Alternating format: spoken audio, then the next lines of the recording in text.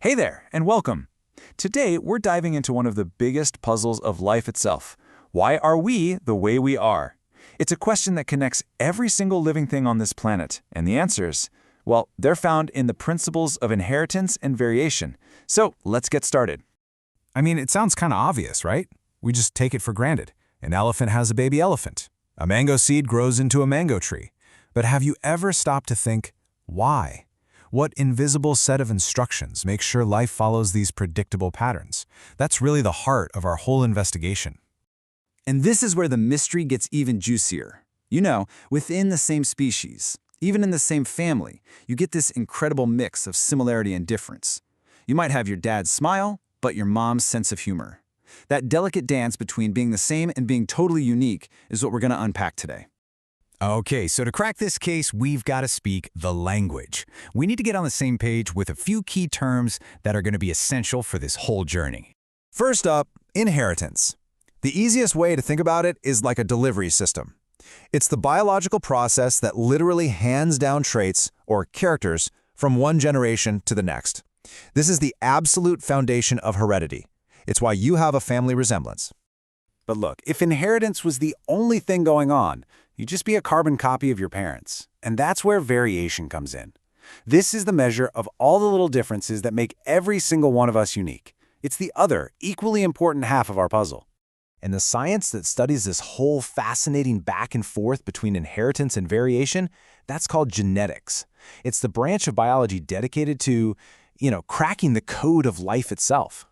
For thousands of years, people knew the traits were inherited. I mean, that's how we bred crops and domesticated animals. But nobody really understood how it worked on a scientific level.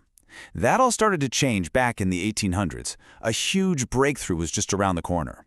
And the person who was about to solve this ancient puzzle was a pretty unlikely detective, a monk, actually, named Gregor Mendel. He was about to perform a series of experiments that would completely change biology forever. And as you can see here, this wasn't some flash-in-the-pan aha moment. It was the result of 7 long years of incredibly patient and careful work. 7 years experimenting on garden peas in a monastery. That methodical dedication, that was the key to everything. So what made his work so special? Why him? Well, his method was totally revolutionary. For one, he brought math into biology, applying statistical analysis to a living system which was unheard of. He also used massive sample sizes, so his data was solid. And he didn't just look at one generation. He followed the traits for years to confirm everything. That scientific rigor was basically his superpower. So, where did our detective find all his evidence? Not at some dramatic crime scene, but in a quiet monastery garden. His subject was the humble pea plant, and it turned out to be the perfect organism to unlock the secrets of heredity. Now, Mendel was really smart about this. He focused on 7 very specific traits, and you can see them here. The genius part is that each trait came in 2 and only 2 clear-cut forms. For example, a plant was either tall or it was dwarf. There was absolutely nothing in between. This clarity was everything. And this table shows a few of those clues. For every single character, Mendel figured out there was a dominant trait, that's the one that would show up if it was there, and a recessive trait, which would kind of hide unless the dominant one was gone. So tall was dominant over dwarf, and violet flower color was dominant over white. This was a critical piece of the puzzle.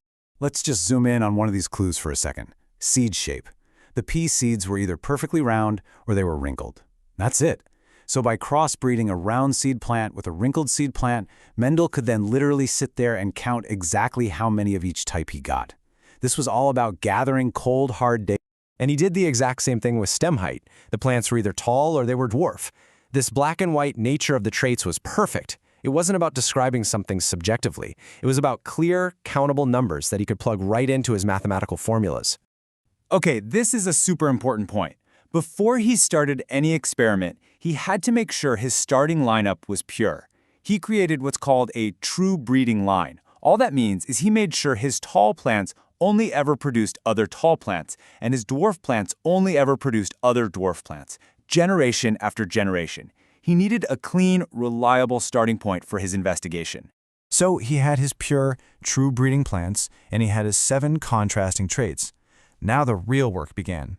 By carefully, painstakingly tracking these clues through generation after generation of pea plants, he finally started to see the hidden patterns emerge. He was solving the puzzle. And his findings were, well, groundbreaking. He proved that inheritance wasn't just some random blending process, like mixing paint. No way. He showed that it followed predictable, mathematical rules. He discovered that traits are passed down in discrete little packages, which we now call genes, and that some of those packages are dominant over others. Now, believe it or not, his work was totally ignored while he was alive, but it was eventually rediscovered, and it turned out to be the fundamental framework, the laws of inheritance, that kick-started the entire field of modern genetics. Everything from understanding genetic diseases to DNA technology owes a debt to Mendel and his peas. So Mendel used the scientific method to uncover these hidden, elegant rules of life, right there in a simple garden. It really makes you wonder, doesn't it? In a world that can feel so random, what other fundamental rules governing our biology, our societies, maybe even the universe are just sitting there, waiting for the right person to come along and start counting?